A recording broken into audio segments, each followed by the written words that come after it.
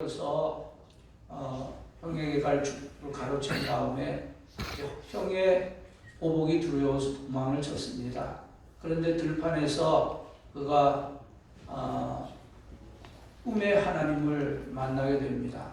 하나님께서 그에게 말씀하셨습니다. 나는 네 조부 아브라함의 하나님이고 또 이삭의 하나님이다.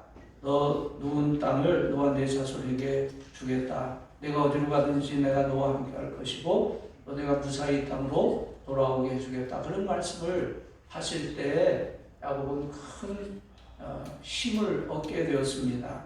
그래서 그가 이제 잠에서 깨어나서 베고 자던 돌을 세워서 거기에 기름을 붓고 하나님 앞에 서원을 했지요.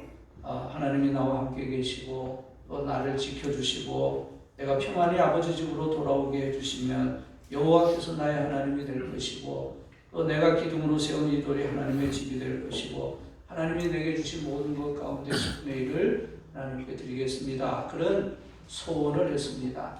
그리고 20여 년이 지나면서 야곱이 그 외삼촌 집에 가서 많은 고생을 했지만 결국에는 부자가 되어서 고향 땅으로 돌아오게 되었습니다. 그런데 그가 하나님 앞에 서여 소원했던 그 베델로 바로 돌아온 것이 아니라 그 중간에 세겜이라고 하는 곳에 머물러 있었습니다. 왜 그랬을까요? 세겜은 목축하기에 좋은 곳이었습니다. 그리고 또 상당한 문명이 발달된 곳이었습니다. 야곱이 오랫동안 유목민 생활을 했기 때문에 그래도 좀 문명이 발달된 그런 세겜 지역에 머물기를 원했던 것 같습니다. 문제는 그 세겜이 하나님 앞에 소원한 장소가 아니고 또 하나님의 뜻과는 어긋난 장소였다고 하는 것입니다. 야곱이 잊지 못할 장소에, 불순종의 장소에 머물다가 어느 날 큰 사고가 일어났습니다. 야곱의 외동딸인 디나가 그 세겜의 추장인 세겜이라고 하는 그 청년에게 강간을 당했고 그 일에 붕괴한 야곱의 아들들이 이제 속임수를 써서 세겜 사람들이 할례를 받게 하고 가장 고통스러운 3일째 되는 날 그 성에 쳐들어가서 그 세겜의 추장과 아들과 또 모든 세겜 남자들을 다 죽이고 여자와 아이들을 포로로 삼고 온 성을 약탈하게 되었습니다. 그 소식을 들은 가나안에 있는 모든 그런 족속들이 동맹을 해서 이제 이 야곱을 공격해 오면은 야곱의 가족은 이제 몰살당할 수밖에 없는 큰 위기를 만나게 되었습니다. 그럴 때 야곱이 하나님 앞에 매달려 기도했습니다. 그리고 하나님은 베델로 올라가라 하시는 말씀을 하셨습니다. 베델로 올라가라는 말은 처음 은혜를 회복하라는 말이겠습니다. 처음 베델에서 하나님을 만나서 하나님의 은혜에 감격하면서 소원했던 그 처음 은혜의 자리로 다시 돌아가라고 하는 것입니다. 저는 우리 한국 교회가 쇠퇴하게 하기 시작을 했는데 이것은 한국 교회와 목회자들이 너무 가진 것이 많기 때문이 아닌가 하는 생각을 하게 됩니다. 지금 목사님들과 장로님들이 노예에서 모이고 지찰에 모여서 무엇을 합니까? 어느 교회 어느 교회 임직식 하는 일, 또 목사 장로 체육대회 하는 일, 그리고 연례적으로 빠지지 않는 것은 여행 가는 일입니다. 그런 일에 모든 관심을 쏟고 있어요. 성도들은 성도들대로 영적 생활을 하지 않습니다. 예배하지 않고 기도하지 않습니다. 이런 우리 한국교회 하나님은 급격한 쇠퇴를 경험하게 하십니다. 또 우리 나라는 나라대로 정치적, 경제적, 윤리적으로 급속히 세속화하고 있습니다. 이런 때 하나님께서 한국교회 하시는 말씀은 베델로 올라가라 하는 말씀일 것입니다. 위기를 만난 야곱은 하나님께 기도하고 하나님이 말씀하신 대로 했습니다. 서둘러 짐을 꾸리고 가족들에게 너희 중에 있는 우상을 다 버려라. 그리고 의복을 정결하게 하고 옷을 다 바꿔 입으라고 말했습니다. 그래서 야곱은 그 모든 것을 다 땅에 파묻어버리고 길을 떠났습니다. 그때 하나님께서 사명고울에 두려움을 주셔서 야곱과 그 가족들이 무사히 빠져나와서 베델로 올라가게 되었습니다. 세겜에서 베델까지의 거리가 불과 24km밖에 되지 않는 거리인데 이 거리를 오랫동안 올라가지 못하고 있었습니다. 야곱이 베델에 올라갔을 때 하나님은 거기에서 다시 야곱에게 나타나셨습니다. 야곱은 하나님이 그곳에서 그를 기다리시고 계셨다고 하는 사실을 깨닫게 되었습니다. 오늘 우리 한국교회가 해야 할 일은 베델로 나아가는 일입니다. 하나님은 베델에서 우리를 기다리고 계십니다. 베델은 우리가 하나님을 처음 만난 장소입니다. 세상에 속된 것을 버리고 자신을 정결케 하면서 더러운 옷을 벗어버리는 곳입니다. 하나님은 우리가 처음 하나님의 은혜, 그 주님의 사랑을 체험했던 그 자리로 돌아가라고 말씀하십니다. 주님의 죽음이 나를 위한 죽음이고 주님의 피가 나의 죄를 다 씻어주셨음을 깨닫고 감격 속에 눈물을 흘리면서 나는 이제 주님만을 위해 살겠습니다 고백하던 그 자리로 돌아가라고 말씀하십니다. 그것이 영적 부흥입니다. 그것이 우리에게 꼭 필요한 일입니다. 우리가 하나님 앞으로 나갈 때는 정말 모든 문제가 해결될 수 있습니다.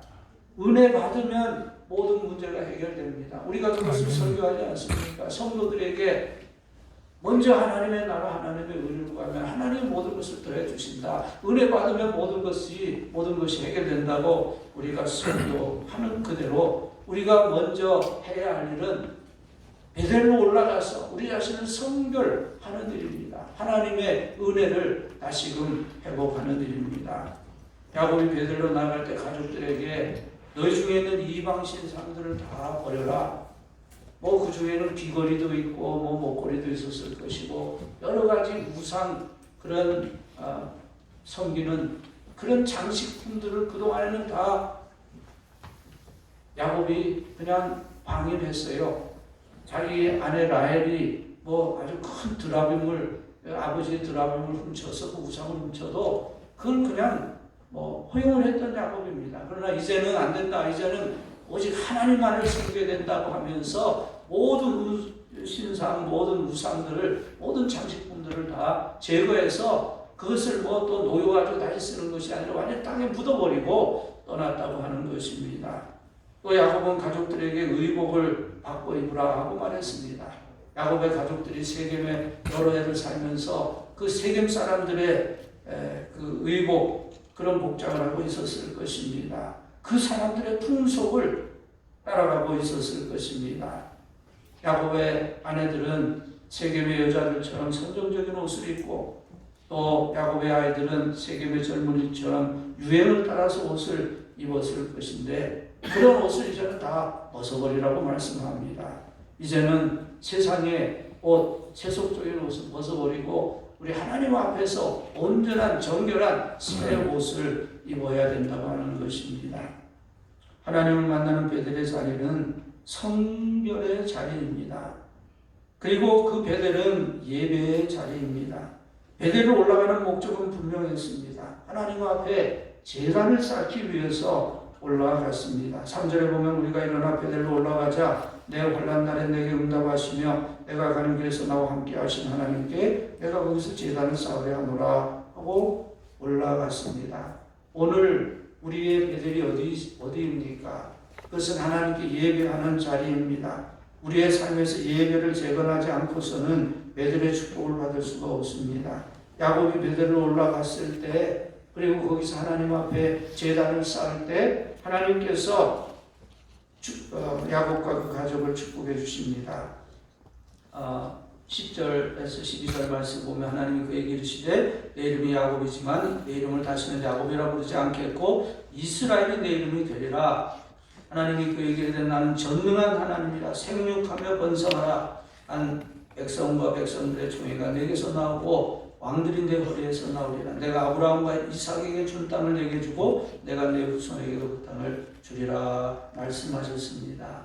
야곱은 삶의 위기를 만나서 결단을 하고 모든 우상을 제거하고 자신을 정결하게 하고 베델로 올라가서 하나님께 예배할 때 하나님의 은혜를 회복하고 그와 그의 후손들이 하나님의 축복을 받게 되었습니다. 여러분, 지금 우리가 영적 부흥을 위해서 기도하고 있습니다. 우리가 영적 부흥을 경험하기 위해서는 예배가 회복되어야 됩니다. 개인적인 예배가 회복되고 가정 예배가 회복되고 또 베델로 나오는 성전 예배가 회복되어야 됩니다. 그래서 하나님 앞에 우리 자신을 정결하게 하고 진정한 회개의 기도, 진정한 결단의 기도를 우리 자신부터 드리면서 성도들을 그러한 회개의 자리로 인도하면서 다시 한번 무너진 제단을 수축할 때 하나님께서 이 땅에 영적 부흥을 허락해 주시기를 간절히 소원합니다. 한국교회는 영적 부흥이 필요합니다. 그리고 우리와 우리의 가정, 우리가 섬기는 교회의 영적 부흥이 필요합니다. 오늘 우리가 이런 세미나를 통해서 또 오늘 저녁 시간에 우리 평신도 영적 부흥 성회를 통해서 다시 한번 우리가 하나님 앞에서 우리 자신을 성별해 드리고 또 우리의 참 무너진 우리의 예배, 우리의 제단을 다시 새롭게 세우는 그런 기회가 될 수 있기를 바랍니다. 오늘 세미나를 통해서 우리가 다시 한번 우리 한국교회의 사명, 민족의 동반자가 되기 위한 사명을 새롭게 하는 은혜의 시간 될 수 있기를 주님의 이름으로 축복합니다. 아멘. 하나님 은혜를 감사합니다. 저희들에게 정말 너무나 분의 교훈 많은 은혜를 우리 한국교회에 주셨습니다. 참으로 빠른 시간에 역사의 유례가 없을 정도로 교회가 성장하고 교회가 정말 왕성해졌습니다. 그러나 그런 가운데 우리의 마음이 흩어지고 정말 처음 받았던 그런 은혜 그리고 처음 하나님 앞에 결신하며 헌신하였던 그 약속을 잊어버리고 아버지 하나님 우리가 우리의 육신의 소욕을 즐겁게 하면서 참으로 세속적인 그런 물결이 교회에도 들어오는 가운데 아버지 하나님 오늘 교회가 쇠퇴하는 어려운 사정을 맞이하고 있습니다.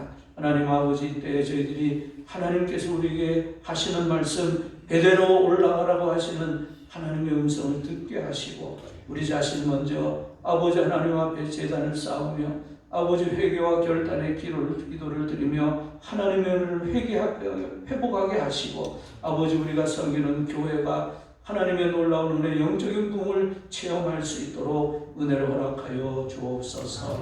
오늘 특별히 또 저희들 민족의 동반자가 되기 위한 여러 가지 주제를 놓고 저희들이 말씀을 듣으며 또 함께 마음과 뜻을 모을 때 아버지 하나님 유익한 시간 되게 하시고 아버지 하나님 우리 교회가 나아갈 새로운 방향을 다시 한번 아버지 하나님 새롭게 정립하는 시간 될 수 있도록 인도하여 주옵소서. 감사드리오며 우리 주 예수 그리스도의 이름으로 기도드리옵나이다. 아멘.